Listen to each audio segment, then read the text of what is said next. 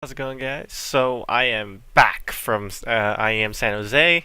The event was great. I landed last night. I was going to do a vlog then, but I was a little bit tired, so I decided to go ahead and do it today or this morning. So it is December the 9th.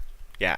So the event itself was great. If you saw the VODs, if you go saw it live, you saw pictures or anything, the venue looked great. It was at the SAP Center. It's the home of the San Jose Sharks, the NHL team. The venue was split into two parts. It was League of Legends and StarCraft 2, with League of Legends probably getting 2/3 of the venue, and then a third of it going to StarCraft 2. Attendance overall was pretty good. Um, it wasn't great. I mean, they did have a problem with seating issues, and they were moving a lot of seats up because they just didn't sell the amount of tickets. So that's a little disappointing. I don't know if it was because of the San Jose area. There were a lot of local people there, but I mean, there were a lot of people that I knew flew in, and they still couldn't sell a lot of tickets. Or I mean, that's relative. I mean, they sold a lot of tickets. It just wasn't what we've seen from like premier tournaments of this level before. And maybe we're getting a little bit spoiled with the attendance numbers, but I mean, they did sell a lot of tickets, just not probably as many as they assumed they were going to, or maybe hoped they were going to. But overall, the venue looked great. The production value was extremely high. I was very impressed, and I enjoyed the event quite a bit. So we can go ahead and get into like the tournament stuff, and like kind of go over my predictions and what were wrong, and what series you guys can go back and watch. So I guess we can go. We started with StarCraft 2 last time. We'll start with League of Legends this time. So I predicted Alliance to go ahead and win. I expected Unicorns of Love to win their first series, which they did. And then I expected TSM to win their first match against Lion Gaming. Or no, wait, was it Lion Gaming? No, they did not play Lion Gaming. They played Pain, or Cloud9 played Pain Gaming. That was what it was. Alliance and TSM did get the buys. So that whole first bracket I did get correctly, and it's pretty easy to call those matches. They weren't necessarily close. No surprises there.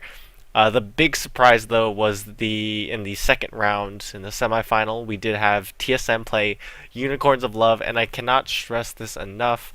Unicorns of Love played one of the most impressive series I've ever seen in my entire life, and I guarantee, please go ahead and watch those VODs. I'm going to talk about them right now, so spoiler alert, guys. If you haven't watched those, go and watch them now, or if you don't care, you can continue watching this video. But Unicorns of Love, if you didn't watch it, or even if you did watch it, we had Kikis playing a Jungle TF the first game and a Jungle Wukong the second game.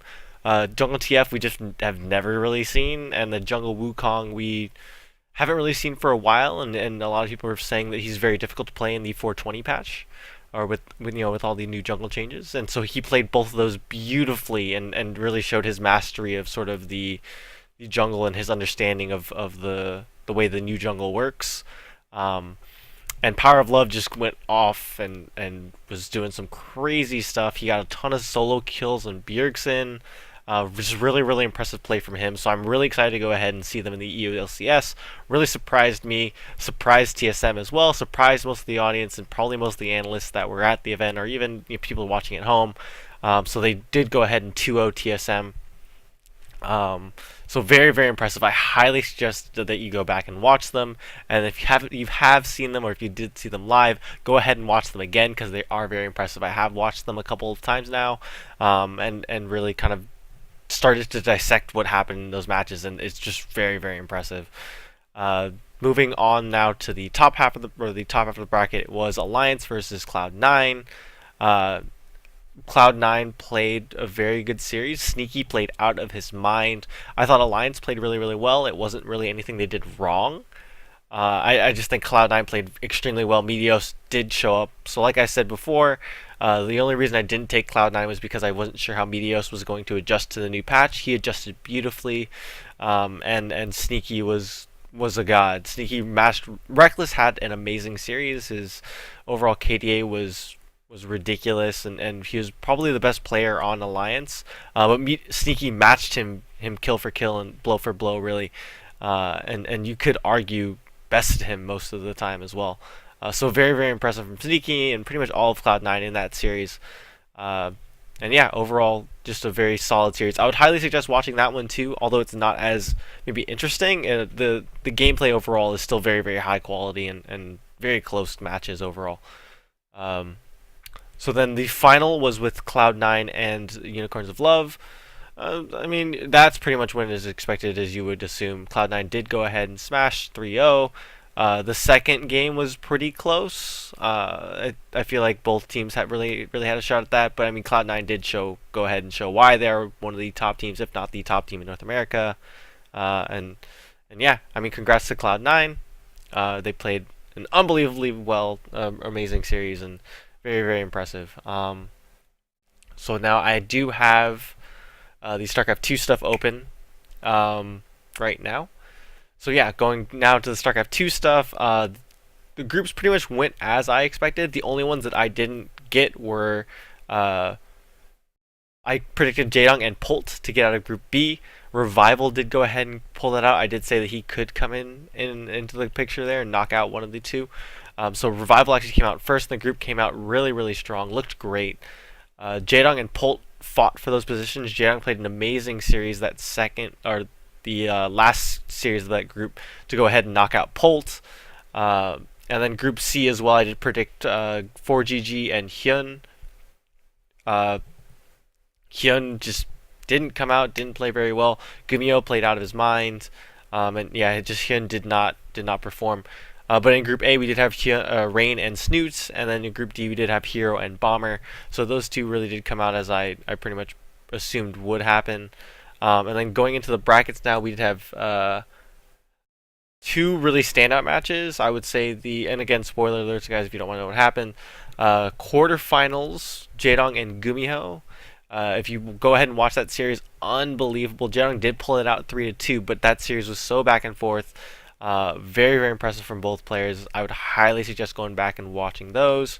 And also the final, the best of 7 between Hero and Rain.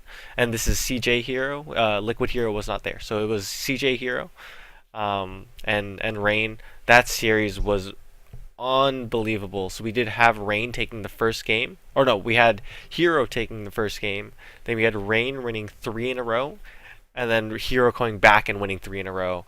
To go ahead and finish that series out, and it's all those games were very close. All of them were very interesting to watch.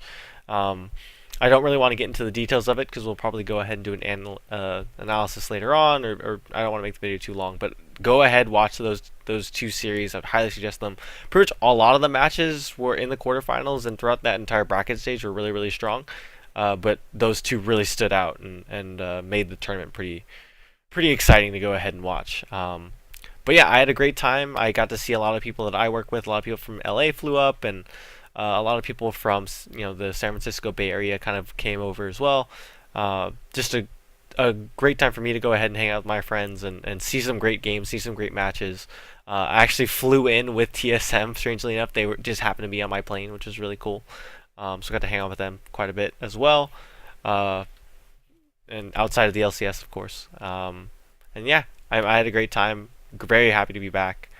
But yeah, hopefully going to be able to keep doing these vlogs. I'm going to try to keep doing them from every major tournament and just kind of updates of what's going on in esports if anything big kind of happens. But with that being said, I'm going to go ahead and play the new Destiny expansion that did come out today. And yeah, so guys, thank you for watching, and hope you guys watched IEM San Jose because it was a great event. Have a good day.